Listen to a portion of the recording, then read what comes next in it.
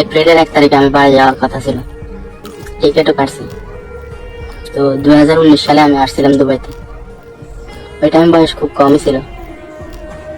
তো এর মধ্যে অনেকবার দেশে যেতাম চাইছি, কিন্তু পারি নাই বিভিন্ন রকম সমস্যার কারণে।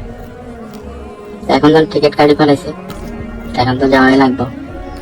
তো বাড়িতেও বলছি, তো কিছু কথা অনেক খারাপ লাগছে। আজকে 5 বছর 5.5 বছর প্রবাসে। হঠাৎ আব্বার সাথে কথা হয়েছিল। আব্বা বলছে যে আমি কিছু করি নাই ফ্যামিলির জন্য, আমি যে টাকা দিয়েছি এই টাকা দিয়ে চলে না। এর মধ্যে বন্ধু বিয়ে দিছে, আমি বাইরে আনছি। তো এরপর আমি কিছু করি নাই, ঘর বাড়ি সব ঠিক করছে, এরপরেও আমি বলে যে কিছু করি নাই। এর মধ্যে আমি অনেকবার অসুস্থ হয়েছি, দেশে যাইতাম চাইছি, যাইতে দেয় নাই। যাক, এটা আমার কপাল। এই টিকিট আমি যাবো না দেশে।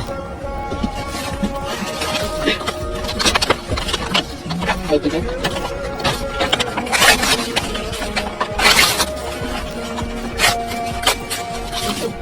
এই পাসপোর্ট